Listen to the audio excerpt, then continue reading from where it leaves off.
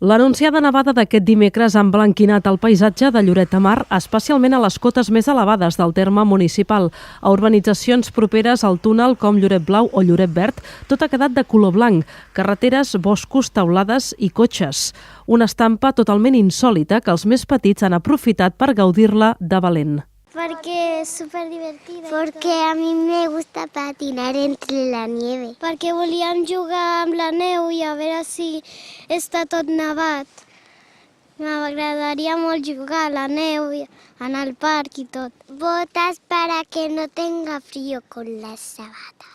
Però no només els més petits gaudeixen avui de la neu. A ver, si había un poco más de nieve podemos disfrutar más, pero me encanta, porque soy de Moscú y me recuerda mucho a mi tierra y me encanta, de verdad.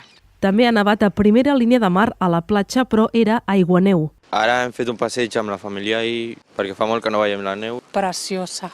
Per una vegada que la tenim, molt maca, molt maca. I aquí no qualla, però a dalt, a la muntanya, és una passada. La neu ha caigut amb més insistència a primera hora del matí, però degut a les temperatures no arriba a quallar. Portem dies fent seguiment, tant des de les comunicacions del CECAT, del Centre d'Emergències de la Generalitat, com les pròpies que fem nosaltres. Pel que fa a Lloret, ara mateix no tenim cap incidència. Ahir preventivament vam salar les principals vies i accessos de les urbanitzacions. Tot i la previsió, les escoles de Lloret han obert les portes amb normalitat aquest matí.